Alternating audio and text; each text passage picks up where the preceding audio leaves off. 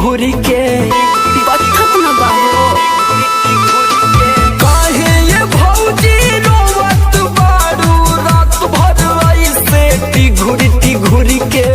बाहे देवरु टोटे कोमरिया कोइले रोपनिया ने हुर के बाहे देवरु पोथे कोमरिया कोइले रोपनिया ने हुर के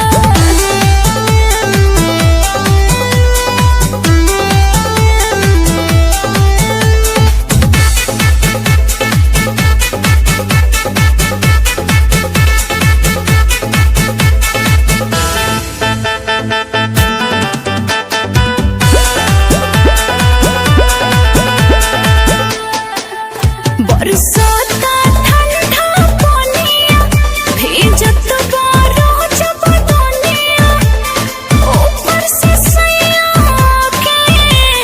कोते तारे मन मनिया अरे तो मुंह मलवाला